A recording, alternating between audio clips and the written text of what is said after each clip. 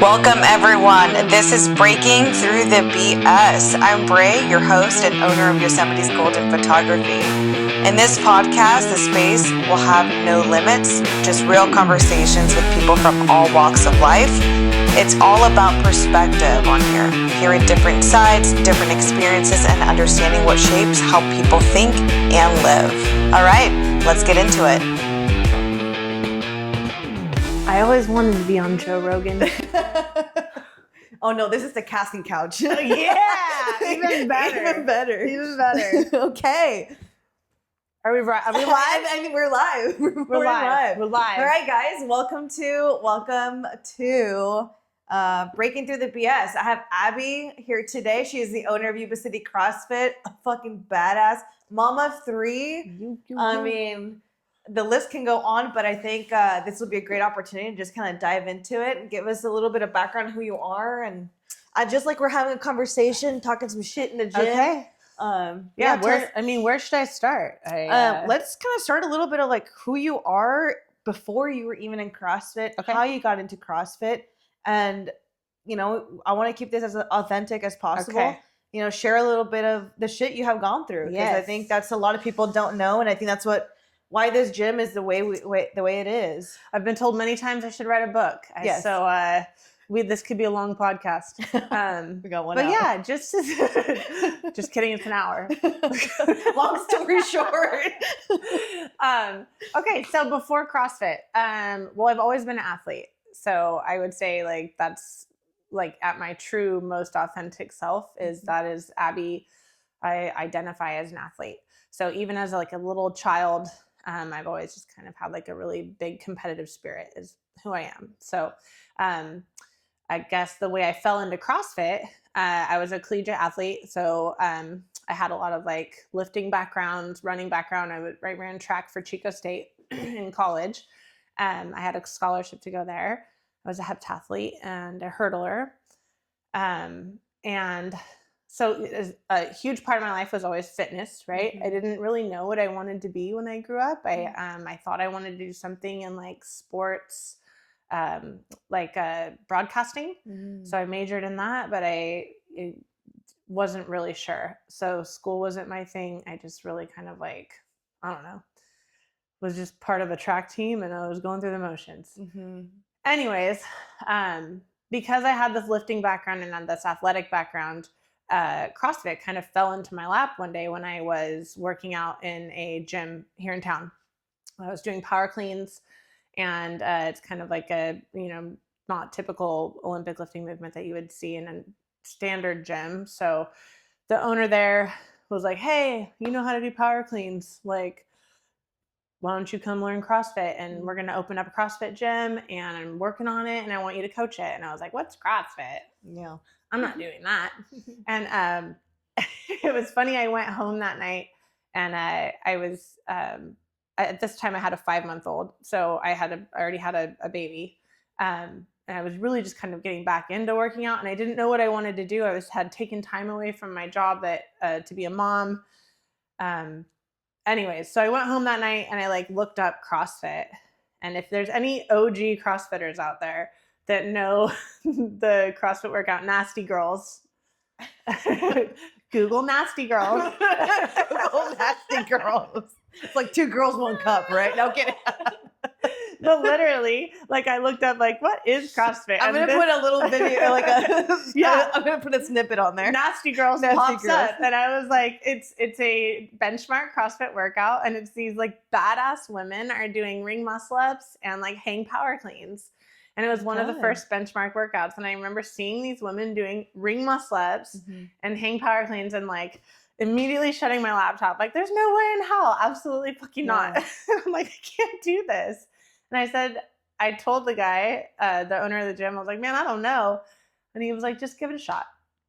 And, here I am now. Wow. So that led to me giving it a shot. And I went and got certified. And then I coached for them. And then I ended up opening my own gym. That's crazy. That's kind of how literally, you got a glimpse of what CrossFit is you felt intimidated, shut the laptop, absolutely. said you couldn't do it, and here you are. Yes. And that is such a common misconception 100%. with CrossFit. It looks intimidating. It looks aggressive. You think you can't do it. Yeah. And the thing is, it's like, you can. Yeah. You really can. And you just, all you got to do, and the hardest part is just stepping foot into that door. Yes. And coming in with an open mind. Yeah. It's so hard for some people, but it's so easy. And I know you've said it too, and I've heard you say it, and I've said it, is that CrossFit meets you where you are. Yes. So that's the wonderful part of it, is that it met me right where I was at, like scared, intimidated, like just had a baby, former college athlete, was like, I don't know, man. Yeah. But I fell in love with it. I really did, and a lot of other people do too. If you just take the leap and. This doesn't need to be like a come join my CrossFit podcast, but you should. but it does meet everybody where they're at, which is awesome. Yeah. It's really cool. Yeah. So baby, 5-month-old, you get into CrossFit. I see like newspaper clippings of you making it to regionals. Is that what it was? Yes. Yeah. So when I started, CrossFit was really kind of like in its like infancy. So I think that was 2012.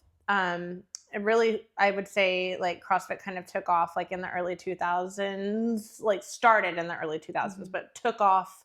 I think the first year of the games was like 2008. I could be wrong, but I'm pretty sure it was 2008. Anyways, so I started in 2012. I opened my gym in 2013. Whoa. I was pregnant when I opened the gym. How far? Oh my God. I was crazy. I literally talk about like no impulse control. Yeah. I was approached to open my own gym by members that were at the gym that I was going to. They wanted to open a gym. And they were like, let's do this. And I said, sure. So I think I was like, oh man, like maybe like 6 months pregnant. Fuck, you were deep pregnant. Yeah. Like, so Brett, my middle son, was born like a month before we opened the doors of Yuba City CrossFit. So I was full-time coaching with like an infant strapped to my body. Oh my God. So that's why like another thing is, if you know my gym, like, I'm child friendly because like I raised my babies like there. Like I worked full-time, I coached full-time. And I didn't really have the means to pay for like full-time daycare. So I just brought my kids to work with me. Wow. And it's true. We have kids literally in here. Yep. And we make it work. Yeah, we make it work. Yeah. And I think, when you compare it to other gyms, yes, they have daycare or whatever, but that's a gym. You can go in and do your own thing. We're here like at CrossFit, at least here at Yuba City CrossFit.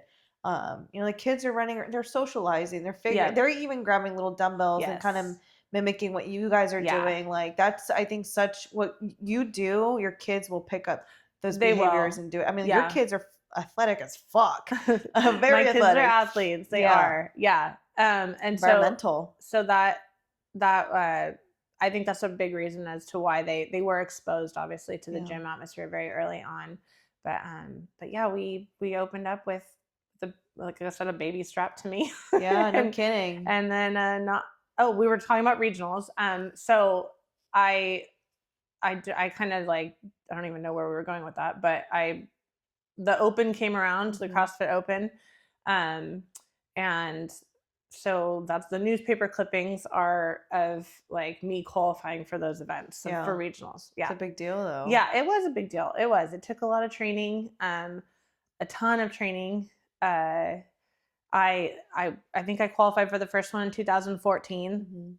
So if you do the math, I think my son was a year old, maybe like I think 15 months. He was 15 months when I went to my first regionals.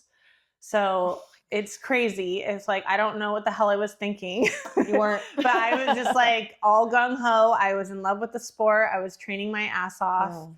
And I went to that regional, which is in San Jose, which the games are at this year again.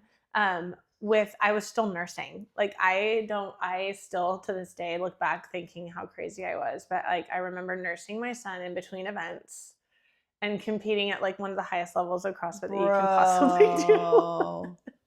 I should have my head examined, but like, but I did it. Wow. I did it. Yeah. Fuck. Hold on a minute. I gotta pump this tit real quick. Yeah, literally. Yeah. Yeah. And so, dude, that's wild. Yep. And it was crazy. And it was not necessarily like, I wouldn't necessarily say it was an enjoyable competitive experience for me. I did it and I'm so happy that I did. But like, glad it was over. Oh man, like it was just like, I didn't feel like I performed the way I wanted to perform. And I had no idea what I was doing. And I was going up against some of the best athletes that you could even imagine. I learned a ton, but yeah, I mean so then like I qualified the next year in 2015. You weren't pregnant then or anything? So I was pregnant. Oh! So I think it was like a week or two before regionals, I was like, I'm late for my period.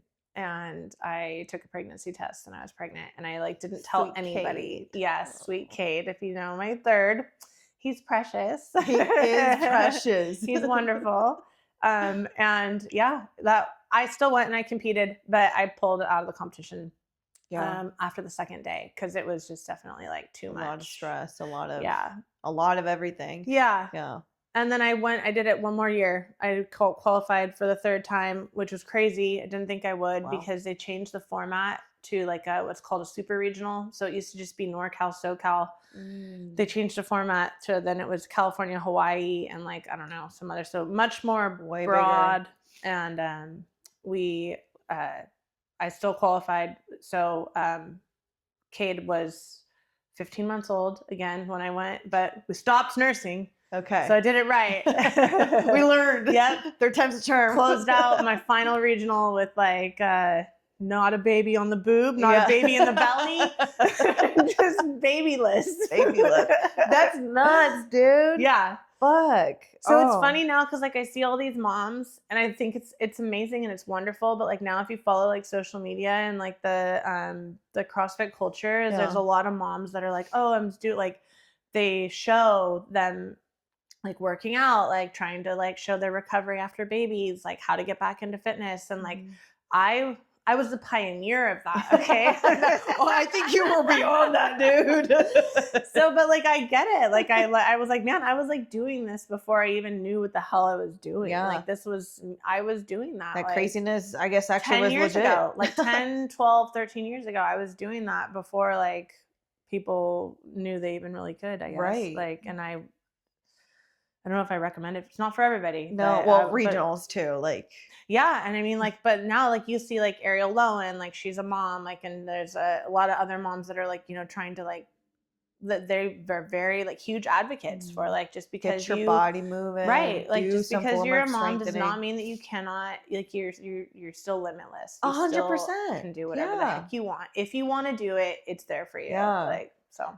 One of the things I really appreciate about this gym is like seeing all the moms are expecting and they're still out here lifting. Yep. They're all doing it safely. They're all asking for modifications and stuff like that. But the thing I love asking them the most is, how was your labor? How was the birth? Right. Because everyone's is so different. Yes. And the one thing they said, and I've had clients and people here too, that didn't work out and then did start working out in 2 different pregnancies, and they wish they would have started working out much sooner. Right. Because they made the labor a lot more. Sure. Not necessarily easier. Right. But definitely a lot more smoother. And the recovery afterwards. Afterwards. And so it's very important. I think you have very strong validation to prove to these women, like, oh, you can bring your ass back in here and work out, but we're going to modify it. Right. We're going to be responsible. We're going to be safe. Yep. But let's get your body moving. Yeah. I mean, well, my business partner, Devin, his wife, who's also my business partner, is a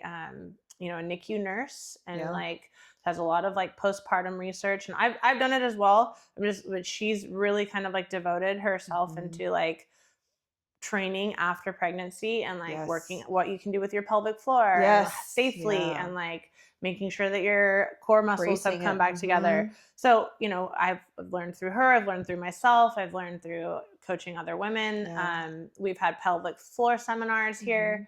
So I would say like this gym is overqualified for like pregnant women, pregnant, postpartum, like all of that. Like we've seen it. We've seen it all. And it does help tremendously. There's nothing in the water, I swear. No.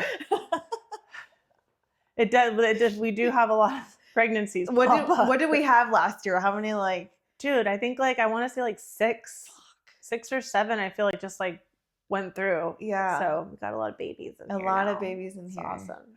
It's amazing. I admire it. I have a lot of respect for them that still show up Pretty here. cool. Not only for their own like sanity, but just for their own body too. Because those two things play a huge role in the development of your body as it's going through these different phases. And talk about resiliency too in the women's bodies. Like you're building a baby in your body and you're bringing it out here and then you got to keep grinding with life. Yes. And I would say like as much as the fitness and the gym is wonderful for the physical aspect and getting your body back and all that good stuff, but more importantly, mental community. Yeah.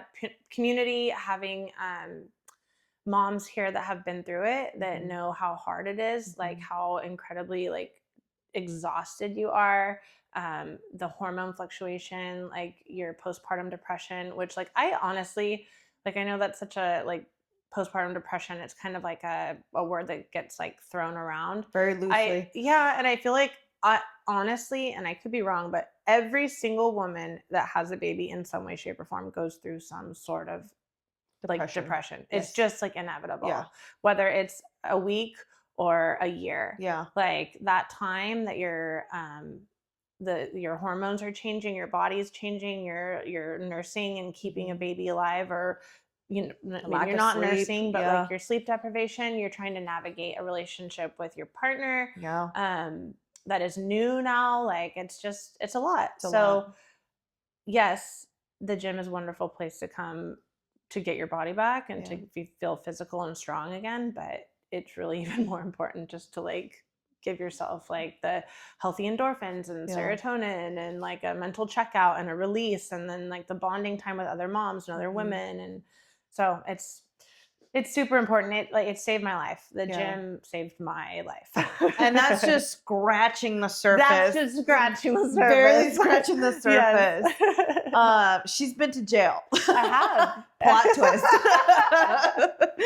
Like I said, you can write a fucking novelty about this. Yeah, I should write a book. When I started CrossFit, I mean, you have party tricks. Like I know that you'd like drinking and you liked having a good time, and you were still killing it at the gym and whatnot. But I visited you in jail. Yes. I've been through, I can't say like I've been through it with you, but I feel like I was there when I think you needed it the most. Absolutely. And this community has seen that too. And I don't know if a lot of people have known where you were, because you were gone for how long? I was in jail for 53 days. 53 days. And that seems a very long time. Yeah. But on the outside world, it was not very long. No, I mean like... Oh, no, when I mean outside world, like not behind bars.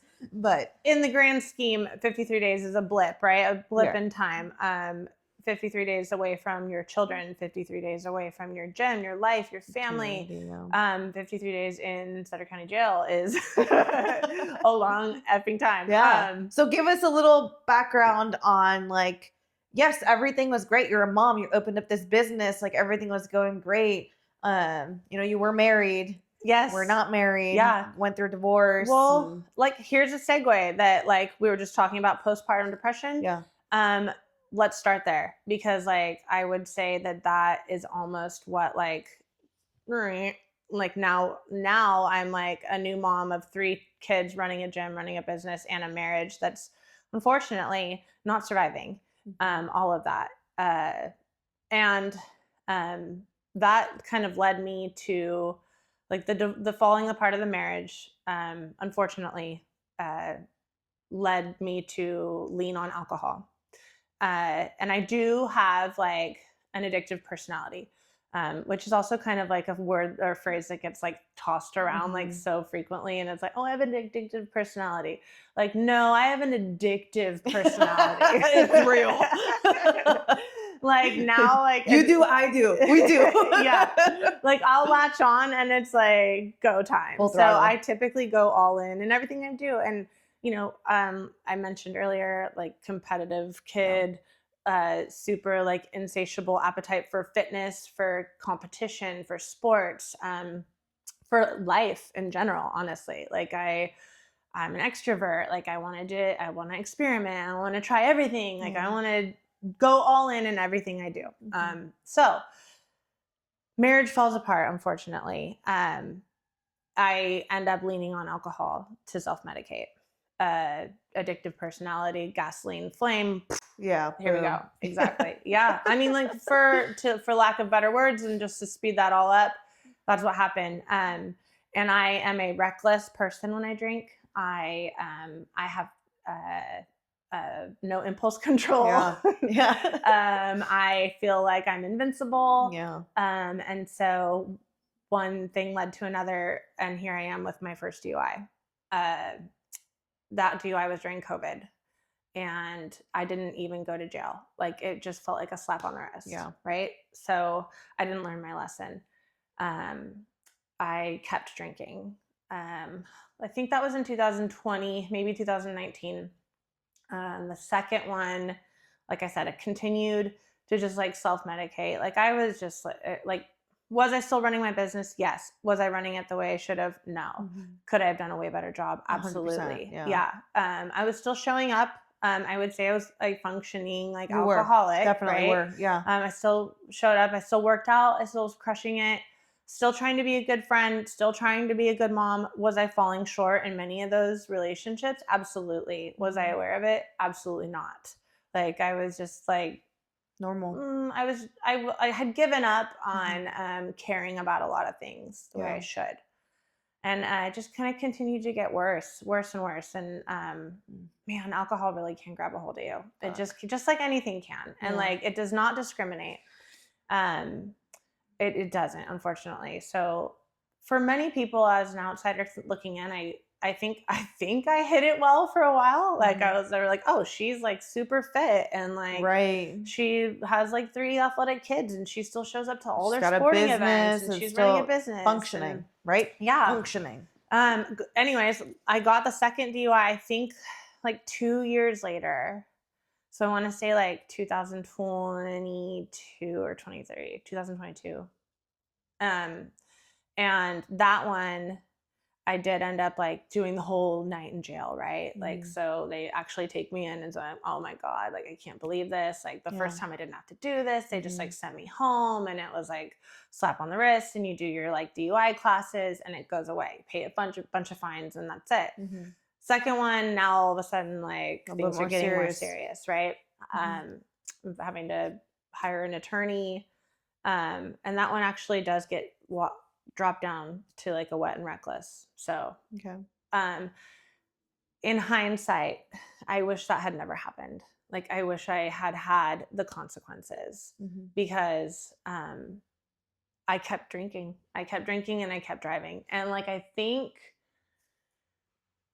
I want to say I had the court case for my second one closed and I got another DUI 3 to 4 weeks after that. Yeah, I remember that one. Like almost immediately. Yeah. And that was my rock bottom. And I thank God for it every day.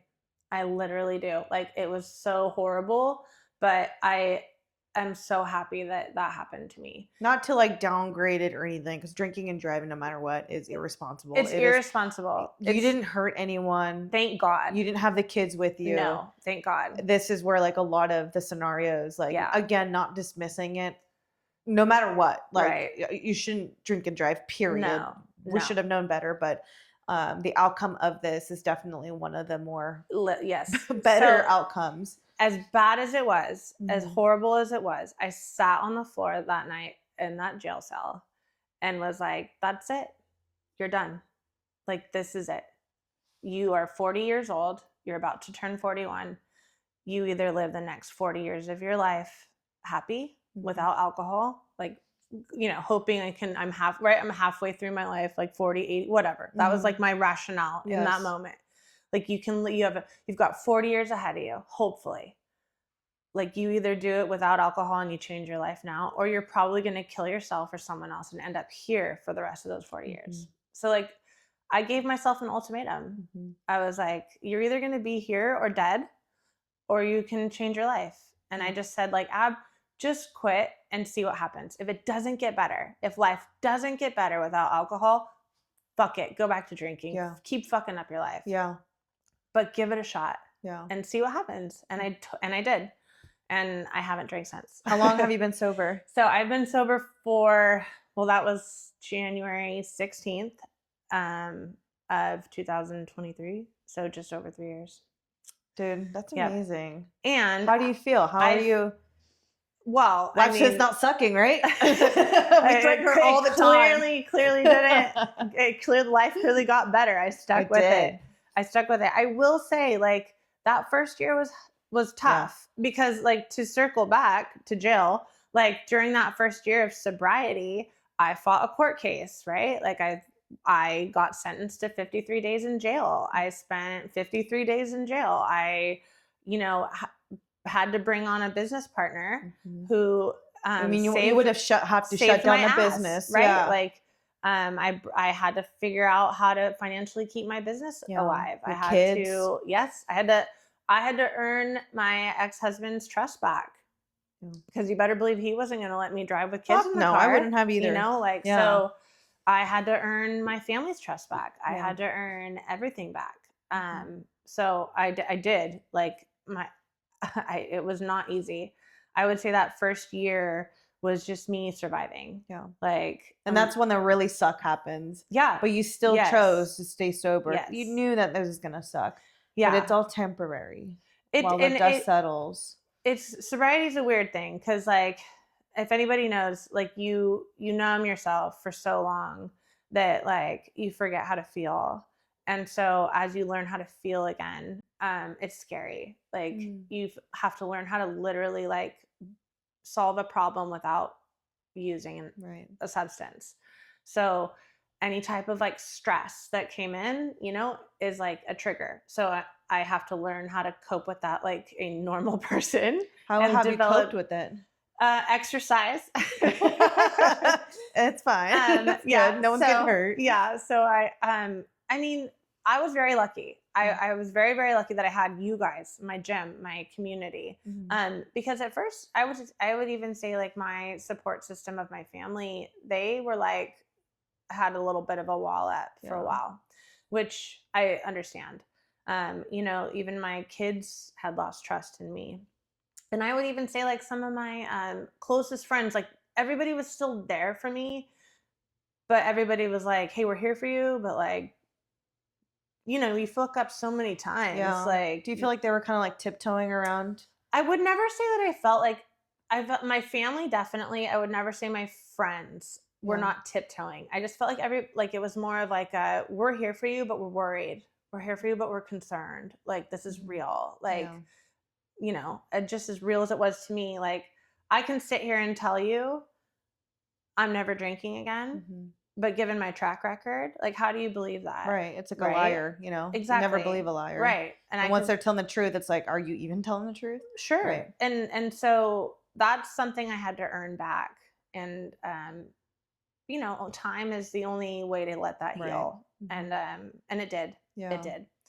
I would say like closing out that first year and going through jail and everything, like I was just like literally reborn again. It was just like new sense of just like gratitude, right? For everything. The revival edition. Yes. The revival edition. Yeah. So, gratitude, learning how to be like, I'll tell you what, you spend 53 days in jail, you learn how to practice gratitude. We're going to talk about time in jail because I think that's a really good opportunity to talk about that because it's interesting. You see all these things from the TV or whatever. But anyways, back to, learning gratitude while you're in jail. Yeah. I mean, you don't have any freedom. No. Right. And like, I promised myself, like, I'm never going to take for granted the fact that I can drive a vehicle wherever I want to go, whenever I wanted to go somewhere, or I can go outside and look at the sky. Yeah. Like I remember being like released into the yard, right? Which is just like a freaking concrete, like yard with like a like dog- one pull-up bar and Dog like, kennel area. yeah, literally a dog kennel area, and like you're just grateful to be out there. Yeah. And like I'm like I don't want to, like, grateful to see the sun, grateful to be able to eat when I want to eat. Like I lost 15 pounds when I was in jail. I it was horrible. Like I mean, You're sharing showers. We can get into it, but like, yeah, it's you're dealing with people, like you have no privacy. None. And not only do you not have privacy, but there's cameras everywhere. Like you're changing, you're shitting, you're showering, you're around everything. Like it's horrible. Yeah. It's jail for a reason. You're being punished. Yeah. Fuck. Sutter County version. Yeah. So I mean, I promised myself that I would never take anything for granted ever again. No. I would never take being able to see my kids, being able to like sleep in my own bed, take a shower in a shower that's not like a disgusting, freezing cold, like nasty mold area. Like it's just, you don't know how good you have it until you don't have it. Literally stripped away. Yeah. So now that when you had come out of jail, what is one of the things that you found that you were like you're headbutting with, like something that you really struggled with other than the stress and all of that? Like what is one thing that you felt really pushed you to like buckle down, like we're riding this wave, like this is it? So I would say like some of the struggles is also early sobriety and also coming out of jail is like, you still have to like, it's called that in early sobriety, they call it the pink cloud, where like at first you think everything is like perfect and going to be amazing because you're sober, right? Mm-hmm. So everything should go your way. All your problems should disappear, right?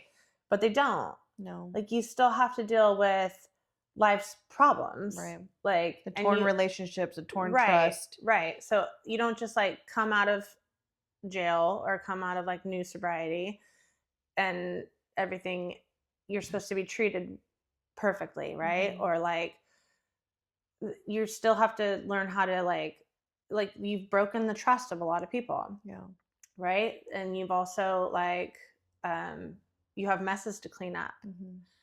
You have a gym to run that you haven't been there for 53 days. Like you have responsibilities like that you need to face.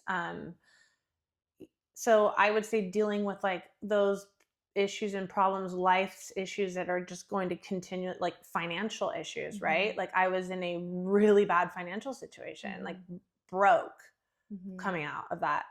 I've got to hustle to get my gym to like thank God I had the business partner, Devin, that I did and do to help me and to keep me on track hustling. Because I was in a really like struggling spot to, like pay my rent, pay my bills, support my children, like still deal with life's issues. And then, also you're still learning how to deal with it without coping on a substance.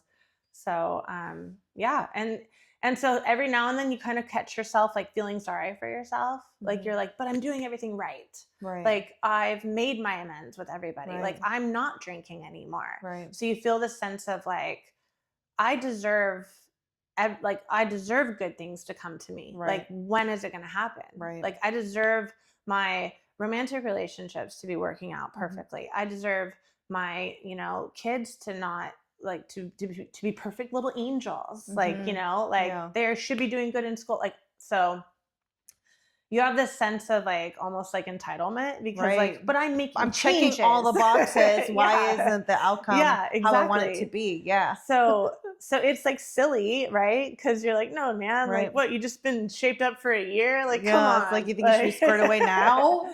But it's that's the reality of the world. Is everything can be going perfectly, and you're still not going to get a pat on the back. You still just keep going. Right.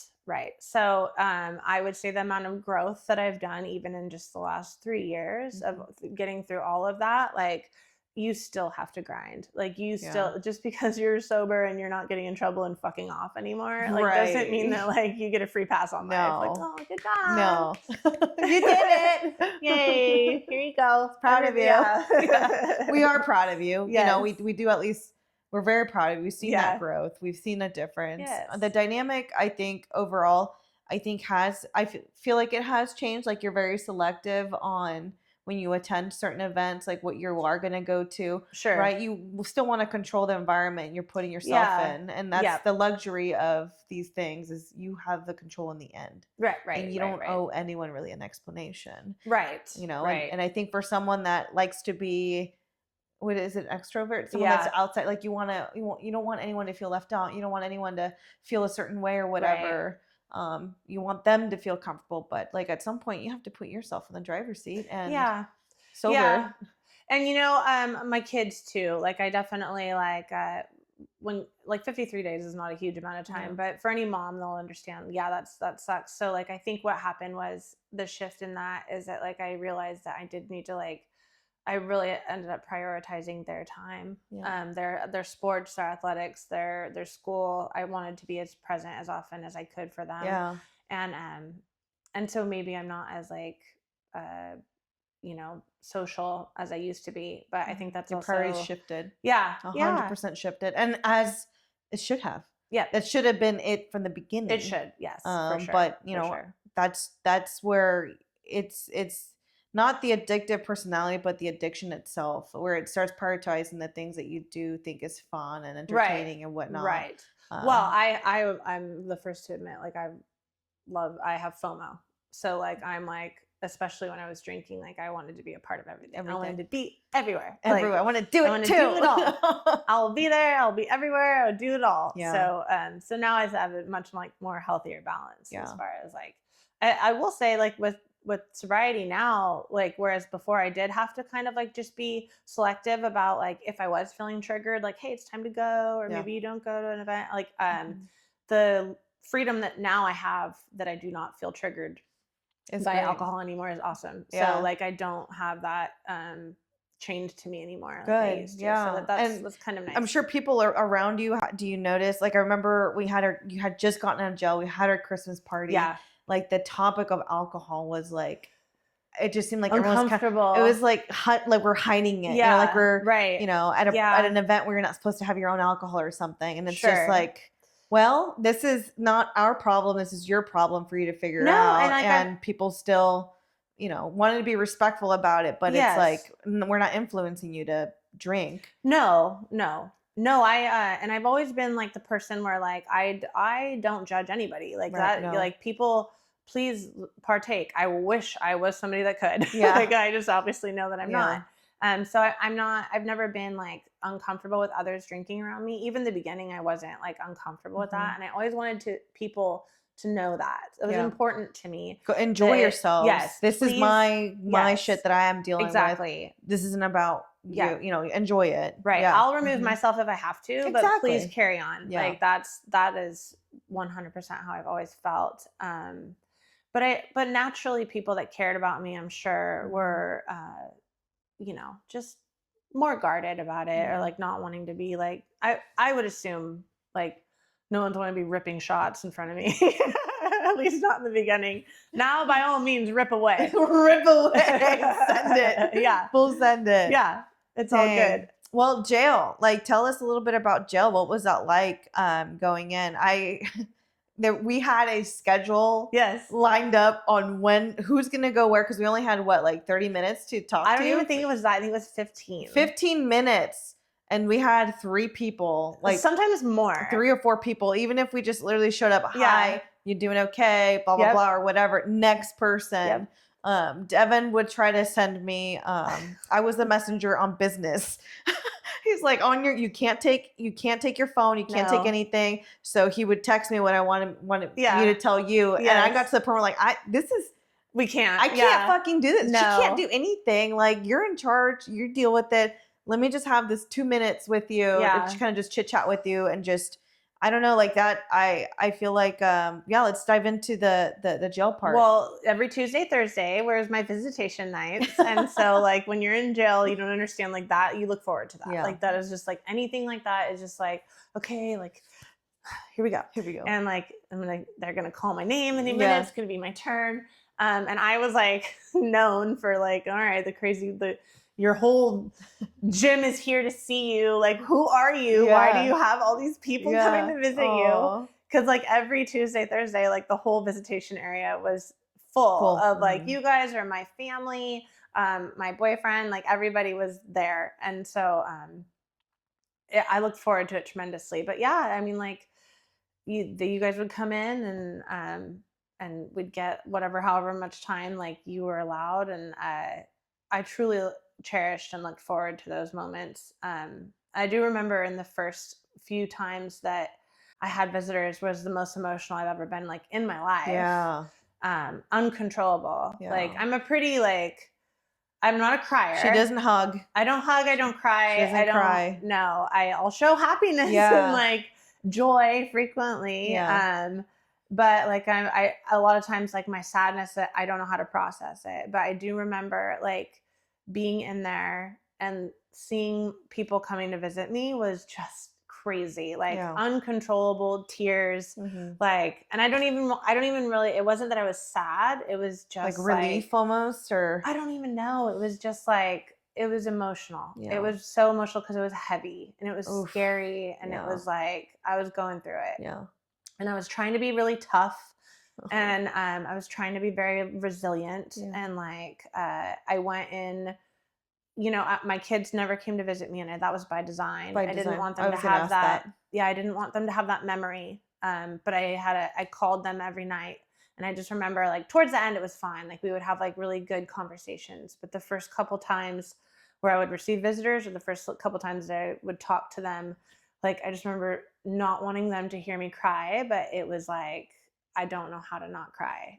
Like I really wanted them to just hear me. I didn't want them to be scared because they were so scared. And I didn't want them to worry. I didn't want you guys to worry. I didn't want anybody to worry. I wanted to like be strong and like stoic. But I think that's probably what triggered the emotion, was like not allowing it to come out, was like suppressing it. Yeah. So interesting. So the visitors were awesome. And I got through jail just fine. I really did. Like that's my badge of honor. Yeah, no kidding. Yeah, beyond street credit. I do have a little bit of street cred. I worked out a lot. That was how I got through it. Literally. So in jail, let me just double check that this is still doing pretty good. Oh God. Still, blinking red light. Okay.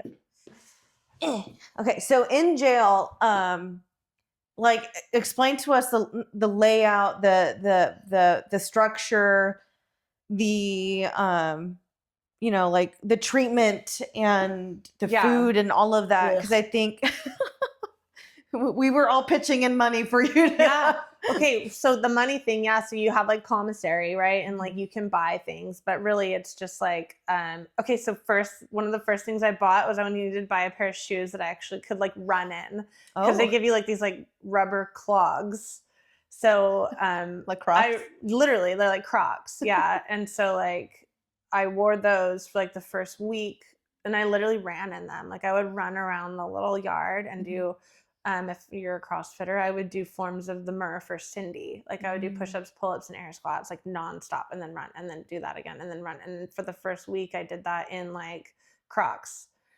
And so like I got my commissary money, and I was like, okay, I'm gonna buy a pair. They looked like Velcro, like kind of like Converse. Oh, and, okay. Those were the shoes that you could buy from the jail. And so I bought those, and I bought like a pillow. Okay. And I bought earplugs, because they do bed checks every single night, and there's a huge ass metal door, and they like check every hour, sometimes more. And so you're awoke, you never sleep, really. It's like there's people screaming, yelling, there's drug addicts that are kicking fentanyl all around you, people vomiting and all over themselves, and like crazy people and fights and stuff. So it's loud. And so I bought earplugs. Yeah. Lights on all the time. So in the first cell that I was in, it did get kind of dark, and I had like you have like a common area that's like probably about this space, and then like there's like bunk beds off to the sides. Okay. And I had a bunkmate, and then I had like that was where I stayed probably for the first 4 weeks, 5 weeks. Okay. And right when I got to jail, and I'll tell this story because I was terrified, and like I'm just standing there with like my little basket of like goodies that I get when you get there, and it was like 10 o'clock at night, and this like 6 foot tall, like 225-pound black woman named Truth. Oh, Truth. Like took me under her wing and was like, I'll make your bed for you, and like made my bed for me. And like I was like, thank you so much. And like she showed me put out. Yeah. I was like, what am I gonna owe her later? This is terrifying. And like, oh my God, and somebody came, and it was just anyways. So I didn't know her anything, by the way. I didn't know her anything. Just took you under her wing. Yeah. Like, I got this just little white my girl. life later. But like, she set my bed up for me and like showed me how to like use a lot of jail is just like literally learning like the ropes, like learning the routine of your area, like learning how to use a phone, like because they don't tell you anything. They literally just like figure it out. Like they'll throw you in there, and you got to figure out like fend for yourself. Figure out how to do commissary, figure out how to get out early. Like I figured out how to sign up for classes to get out early. I figured out how to like, sign up to do the dishes, to like earn coffee or something. Like, I don't know. And they're not going to help you in any type of way. Interesting. So I signed up for classes that I would go to so that I could get days taken off my sentence, because I was sentenced to 60 days. Okay. So anyways, like, you figure out like when if you don't ask to go to the yard, like they really won't fucking give it to you. Oh, interesting. Which they're supposed to give you like, I think only a minimum, like I think it's 3 hours a week. But I asked every single day. Yeah. Like, can I go outside? And sometimes they'd come in at like 6 a.m. and like that was your hour. Like, hey, if you want yard now, go. And like I would always like put my shoes on and go out and like that was how I survived it, was working out. And I would work out in my cell too. I would do like burpees and push-ups and yeah, you came out jacked. Yeah. But you also weren't eating. No, I did end up finally being so hungry that I started eating the horrible food. Like, and then I was like literally one of the people that was like asking others for their food. Oh, like shit. I went from like, I'm not eating to, you gonna eat that oatmeal? Oh, give me your oatmeal. I was like making trades and barters. It was like, yeah, give me those cookies. No, can I? Give me. Hey, Truth. I established dominance. Did you get into any fights? Did you get into any scuffles? No. Like, what was your? I like kept to myself, and like Truth honestly was like a force, and everybody knew I was like Truth's friend, so like nobody fucked with me. Her friend. But I really did like keep to myself. I'm not some like gangster tough girl or anything. I was like, I just did my thing, and like there was fights. I saw many fights. Yeah. Girls beating each other up. The fights suck because like if your cell gets in a fight, then you guys get put down lockdown, and then you don't get to go outside, or like you don't, like you get punished basically. So like for someone else's. Yes. So that was annoying. Like I would get mad like with girls. I'd be like, fuck man, like shut the fuck up. Like, Yeah. The only time I ever like got like in any type of argument was like, so if you were on the yard and say there was like 4 of you out there, there's like a little button that you could push if you guys are ready to go in. And like if I wasn't ready to go in, like I was the one that was always like wanting to run laps and shit and keep going. And if they would want to push the button before I was done, like, my workout's not over yet. Yeah. Don't push the fucking button. My workout's not over yet. Shit. Oh my God. And they'd be like, we're freezing. And I'm like, I Suck don't it care. up. Stop walking. 4 more laps.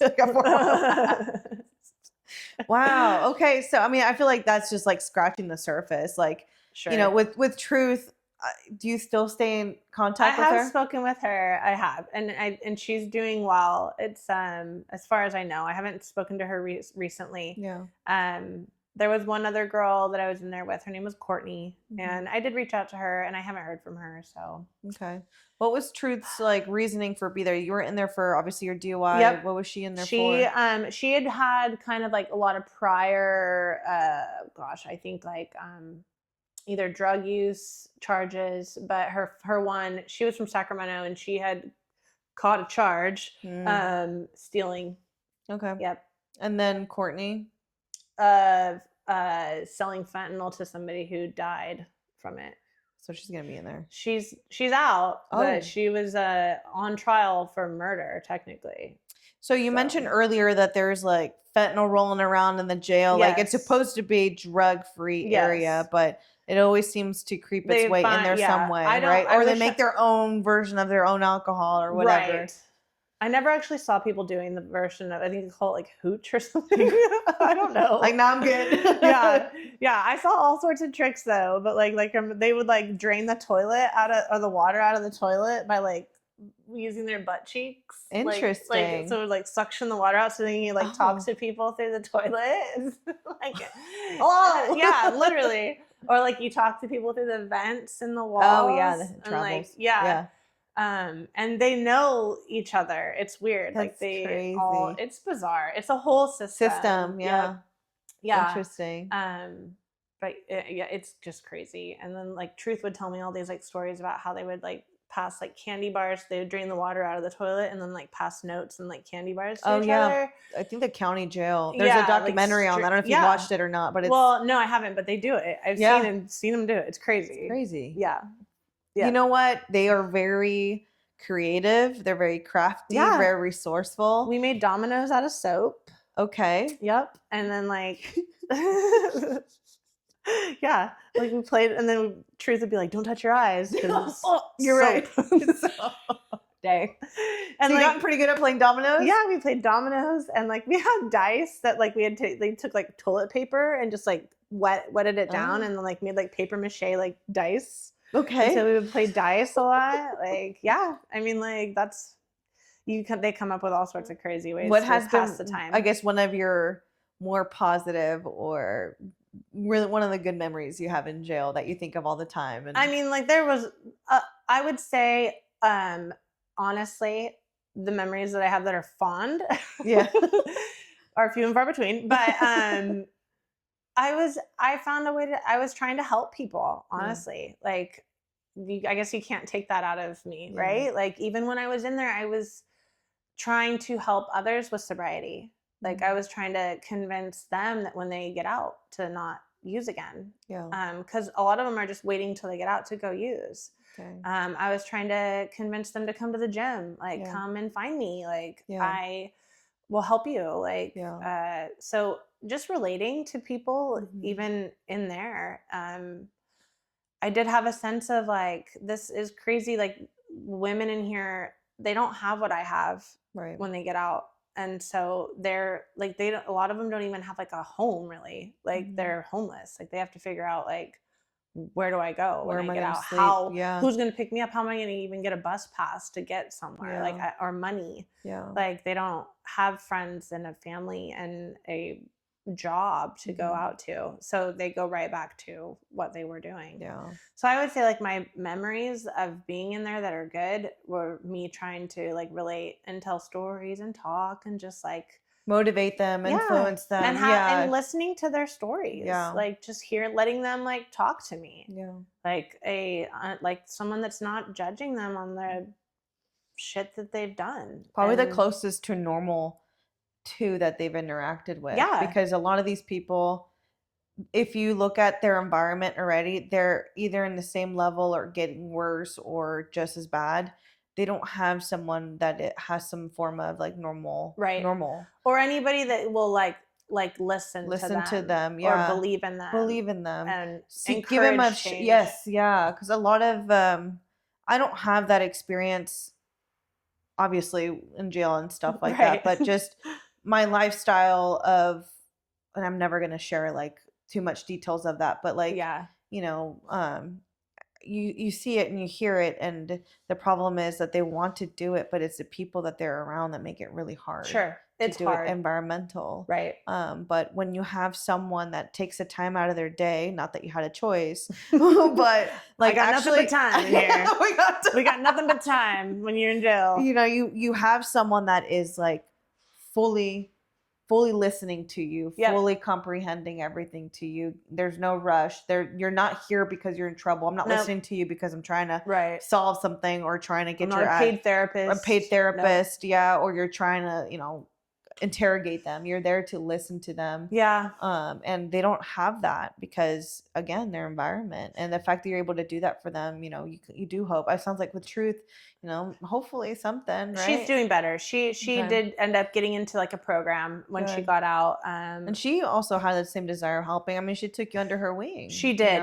She was and I remember having those discussions with her. I was like, hey, you have kind of like a gift. Like you have an ability and a want. Like people, not everybody has that like innate like desire and natural reaction to help others. Right. Not that it's a good or a bad thing, but like it's some just people not are much right. Yeah. Exactly. She had that like caring, nurturing, like it was very natural to her to do that. So I encouraged her to like use that. Good. Like go find something where you can use that. Go find something where you can be somebody that helps others. Like go volunteer and see like what you can, like get involved with, like programs. And she's found her way doing something. So that's good. But it's just, it's tough. It really is. It is. Like the term institutionalized is so very common and so true. Like they just get wrapped up in it. It's just like a cycle. Yeah, it's a revolving door, unfortunately, because they just don't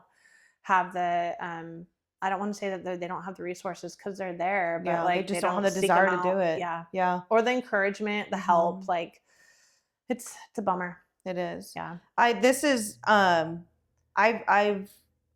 have people that work in the jail, so from a different perspective, and I hear great things and I hear really bad things, and there's some things that I question. Yeah. Like, have you seen any of that type of treatment? Like, is it male officers that are in there, deputies that are in there, female? Like, what does it look like from that perspective? Like, did you see anything in there that you're like, this is kind of questionable? Or? No, when I was there, I will say that like so for the most part, like in the women's area, like you really they try to keep women guards, like COs is what they call them. Officers.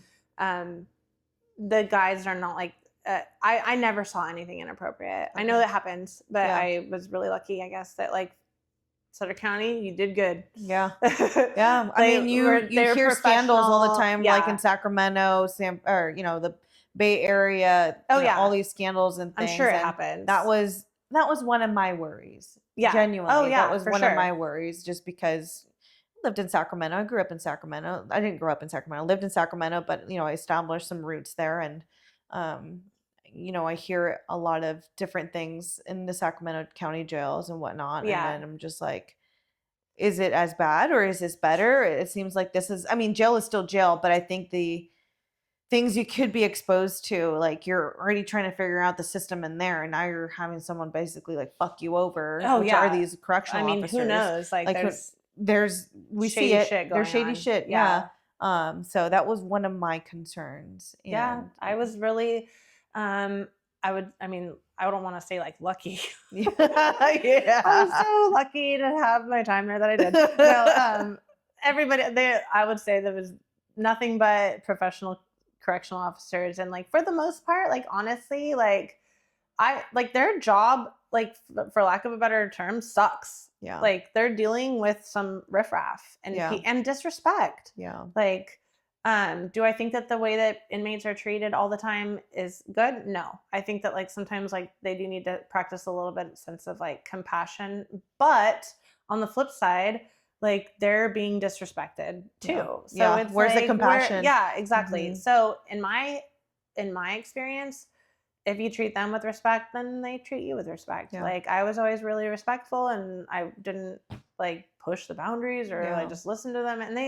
And you know what? They're cool with you. Yeah. And they'll shoot the shit with you a little bit and like bullshit around and like hey man, like after a while, I was known as the girl that was always working out, and like they all knew I owned a gym, and they were like curious about the gym, asking me questions about that. So yeah, it was interesting.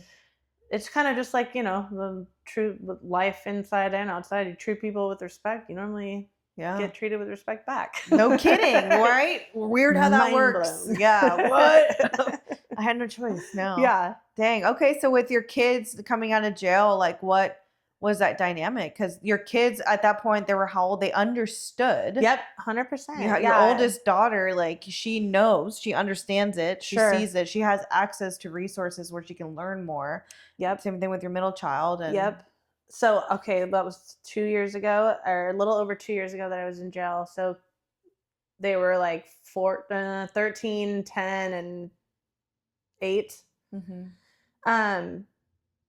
Coming out, I mean, they were just excited. So excited, right? Like they couldn't wait to see me. I spoke to them every single day. So like I didn't really feel like I missed a beat as far as that went. Like I knew all of their sporting things that they had done, like wrestling tournaments. Like I missed my son's championship football game. I remember that. Like so I mean, as far as like the dynamic, like nothing really changed. If anything, I just wanted to be around for everything after that. And like I'm very open and honest with my kids. They know exactly why I was there. I tell them about what it was like when I was in there.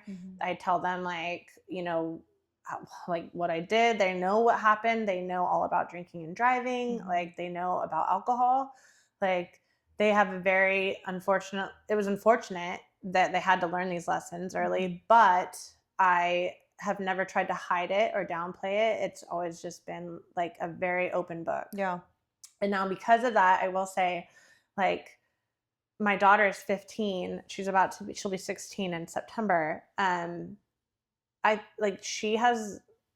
a lot of her friends that are experimenting with alcohol. Like they're doing that. Yeah. And like, she has zero desire. And like, we talk about it all the time. And like, what that means and what that looks like. And like, I understand that kids want to party, and I was one of them. Like I get it. I know that it happens, and like we have a really like open line of communication for that. And if we talk about like, if she's ever around anybody that's drinking and driving, like no questions asked, dad or mom will be there in a heartbeat, like to give you a ride if you need one.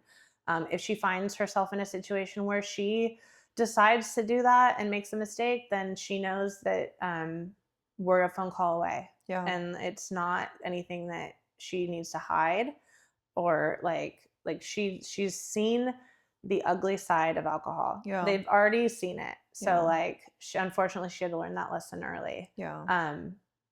But at least we talk about it. Yeah. And like, I don't know. What about with the boys? I feel like with the boys I mean, I won't say the conversation's a little different, but it is. They're a little bit younger, but they're boys. First off, they're a little bit more.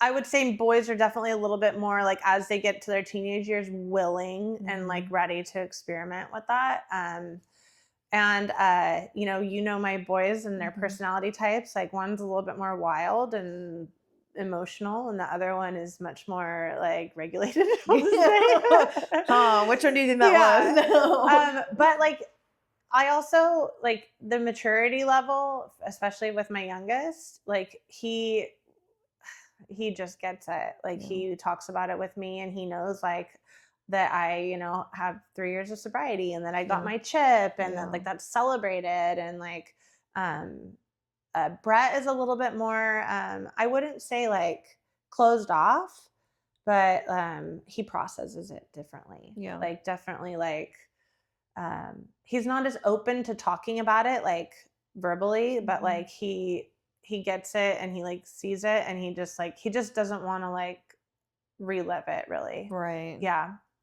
So I just, and they're also different from each other is a thing. And I think that's where you being more in control of processing all these different emotions, and instead of numbing them or whatever, you're now going to be a much better source for them for those things. Yes. And I think that's it's a luxury, because a lot of parents like want to push that off to someone else. Like, that's such a big responsibility, or like just figure it out or whatever. And it's like, but that bond that you have as a parent with the child, the trust that you're building with them, allowing them to experiment, but also lean back on their parents for that trust, for that navigation, for that support.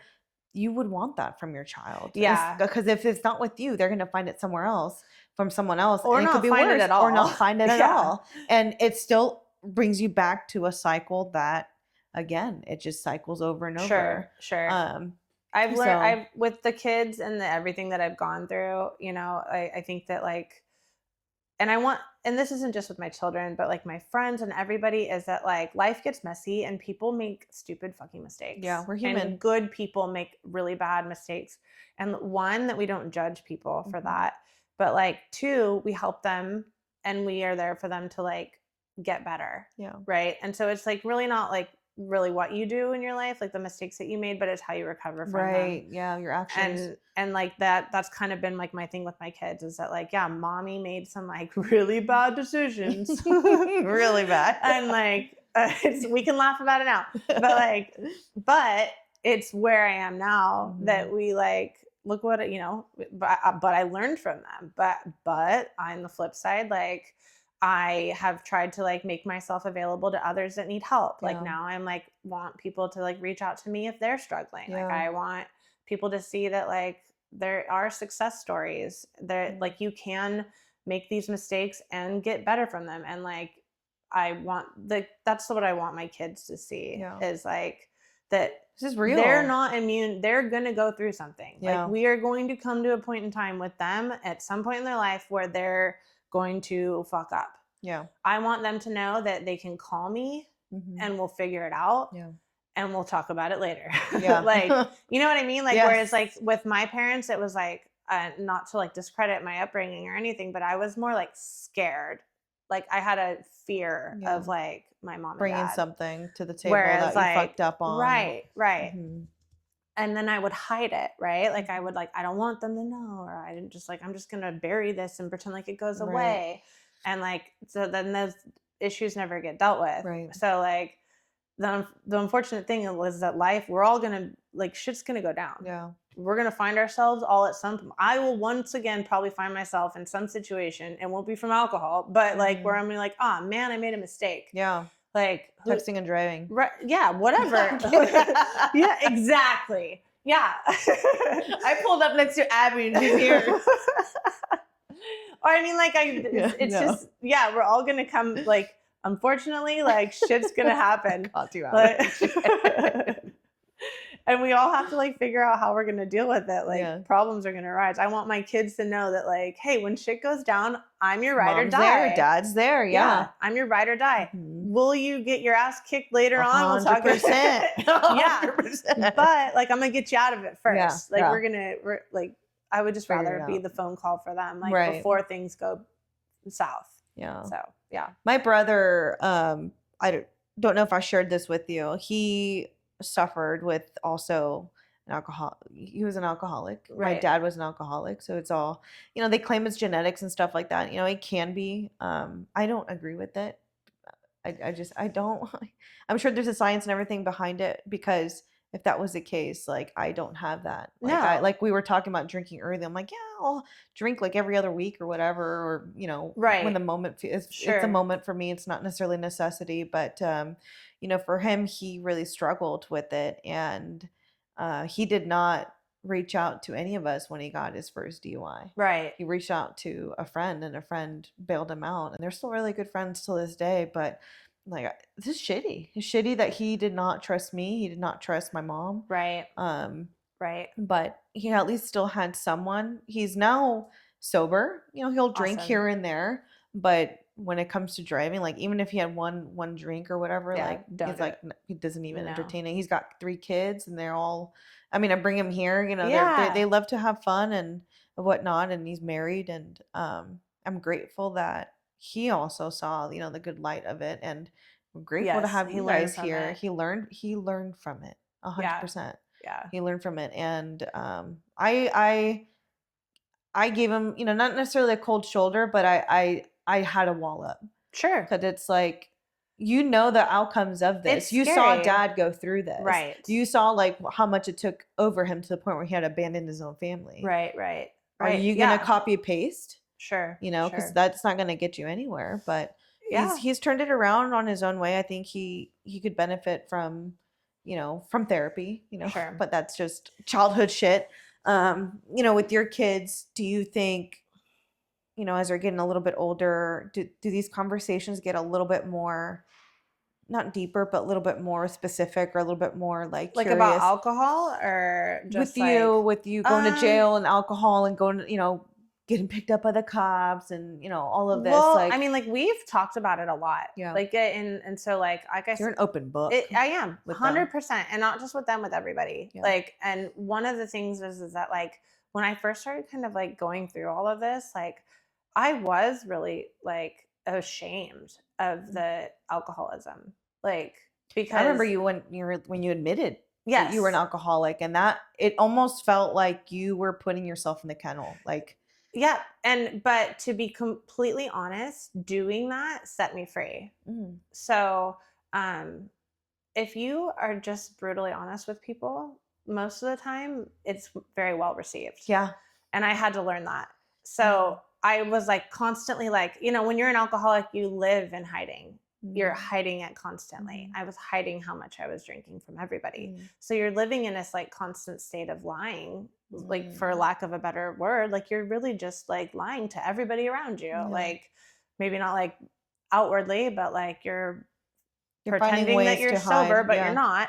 And so like I became an open book in my sobriety, and then I became an open book with everything. Like, because I felt like if I just kind of was like, and it was the whole jail thing too, right? Like I remember Devin being like, well, what are we going to tell the members? Like when you're gone, like he wanted to protect my privacy. I was like, just fucking tell him.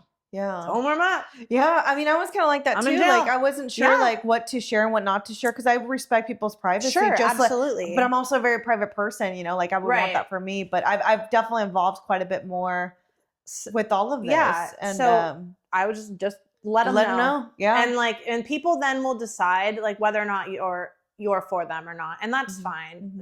That's the totally brutal fine. honesty. Yeah. Yeah, exactly. Like it'll weed out the ones that are like, oh man, like, I don't know how I feel about that. I mean, does it really affect you though? You didn't go to jail. You went to jail. I shouldn't minimize the crime because it was still a crime. Yeah. But there's a lot more worse things to be more have your shield up for. Sure. You know? But it's just like I said before about when I'm talking to my kids about my problem, like people make mistakes. Good people make mistakes. It's not the mistakes that they made. It's how they move forward. Yeah, right. Like, are they fixing actions. them? Are they learning from them? Are they becoming better people? So like with my thing, like I own my mistakes. I own them. I take full responsibility and accountability. And with that, I've set myself free from a ton of that. And like one of the first things that like, you know, I went to a lot of AA meetings, a ton. And you learn to just be like, you have to kind of say that, like, I'm an alcoholic. I am an alcoholic. Period. It is what it is. Like, and you own everything that you've done. Like you come to terms with all the wrongs that you've done and you just like own it. And it's like, you meet yourself where you're at. Yeah. It's just full circle. Just like CrossFit. Yeah. It's like, you know what I mean? Yeah. You meet, and they so meet like, you where you're at. And then you are free to grow. Yeah. It's just really on the spot. Not to get fucking weird and cliche and like whatever, but like it just being brutally honest with myself and others about what I've done and how I've overcome it has allowed me to meet myself where I'm at and just be better from it. People appreciate it. I appreciate it. I brag about it. You know, it's not that I brag that you went to jail or anything, but like, yes, you fucked up, but you cleaned yourself up. Yeah. And you got yourself really dialed in with your relationship with your kids, you know, with the business, with their members, with yourself. You know, it just all seems to have finally, like the dust has actually settled. Yep. Yeah. You know, I would go as far as to say like remember how I said earlier, like I was like, why am I not succeeding like right away? How come like there it is. Like I was I like, want it now. like for the, I want it now. And like, I would say like right now, like we're like thriving. Like Yeah. things are going well. Like, is it things perfect? No, but like It's great. on all other things like being considered, like life is good. Life is really good. Yeah. So life is like precious. It's very it's I keep saying it's a luxury, but it really is a luxury if you know how to live it. Yeah. And living it is so simple. For me it is. Yeah. Like I'm a simple girl, man. Yeah. Like I need to be able to work out. Yeah. I need time with my kiddos. Yeah. I need to snowboard in the winter and like kick it with my friends in the summer, and like that's it. That's like it. I don't need much else. Yeah. Like so and going through all of that in my life, like all of my divorce and my alcoholism and my losing relationships with friends and family and rebuilding them again, and almost losing my business, like this fucking close. Dude, yeah. And like having that all come full circle, like here I am 3 years later, 6 years after my divorce, almost 7, like it's finally like I'm 44 years old and I'm finally grown up. Here I am. Here I am. It's better late than never. Yeah, no, absolutely. It's better late than never. Absolutely. I know that there's like a handful of members here that have also struggled with some form of addiction. Sure. And these are things that even myself I'm learning about, and these are members that have been here for years or whatever. Or we see current members that we know that are struggling or trying to negotiate with their drinking or whatever. Right. And it's just kind of like when you see that, like that's their journey to kind of go through. Yeah. But like, what is your take on how would you approach it if you were looking at it from the outside, no strings attached, no relationship, like with their relationship with alcohol or like addiction? Addiction is like a spectrum, right? Alcoholism is a spectrum. Like we think of people that are like alcoholics and you think of like this like stumbling bum like on the street that can't like wakes up in the morning and drinks and is constantly drunk throughout the day, or a drug addict that's like shooting up nonstop, like, or a tweaker's walking down like, but that's like our extreme version of addiction that we're seeing. But the spectrum is crazy is that like then there's people like myself where like I was somewhat functioning. So I mean that's kind of like what addiction it looks so different to everybody, so it's hard to say like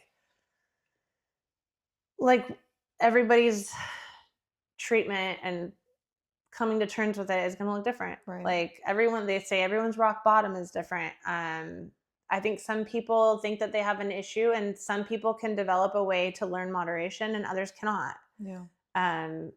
There is no one size fits all. No. All I can do, I guess what I've learned with mine is that like I just encourage people, like, one, because I learned this with myself, not any one person can convince you ever to quit, ever. Right. Like I do yourself. not. Yeah, 100%. And that is it's a horrible feeling for people that are loved ones. So like my family probably forever wanted me to stop. Yeah. Just my kids probably wanted me to stop. And I knew somewhere in my head that I needed to stop. Did I ever plan on quitting drinking? Absolutely not. No. You didn't want to. Never, ever, ever. It has to come from within. And so like I cannot tell people, hey, maybe you should stop drinking and expect them to listen to me. So I really honestly frequently just don't even say that.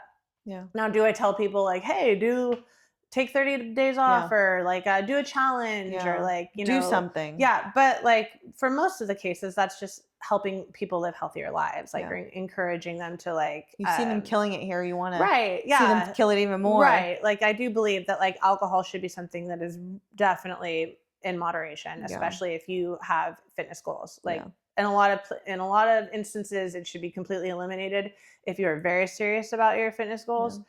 But I expect people to live their lives, and I'm realistic in that. And so like moderation definitely is probably best for everybody.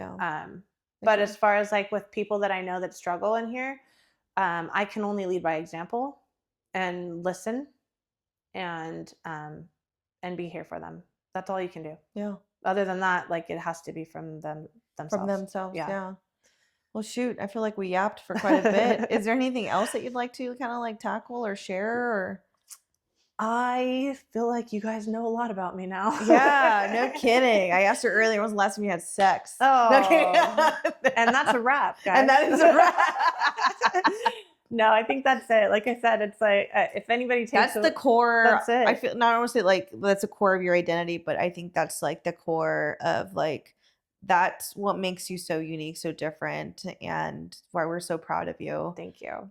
We genuinely, we really are proud of you. Abby. I know that you guys are proud Yeah. of me. I am blessed. I really Yeah. am. I got a community behind me, and that's why We am care here today. Yeah, we care. Because these guys got me through it. So no, so that if anybody is listening to this that does, want to come here, that is just know that like I'm relatable. I'm not perfect. I make mistakes. Yep. And I only want people that like to learn from like that and just feel like no judgment zone on anything. No, on anything, really. Someone, you're a sounding board. Is that how they say it? Or you're Yeah,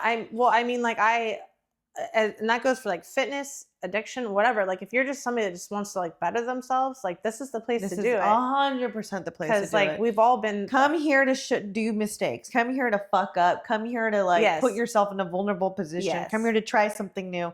This is the place. There's so many people that are paying to be here because they want to do Yeah. that. And we're seeing it. I always tell my members and my coaches and everybody that this is where you come to fail. Yes. So like this is Have where fun doing it. You come to like mess up and get like vulnerable and like let things fall apart and then Yeah. like pick up the pieces and rebuild and then just like like break yourself down. Yes. Break yourself down physically and emotionally It's and great. then get built back up. It's so good. Yeah. It's so good. All right, guys. Well, I think that's good. Thank you. Yeah, thank you. I appreciate you so much. Deuces. Oh, man. Was it? Yeah, it was. I'm a, was it? Was it? Yeah, I it have to was. pee so bad. Oh.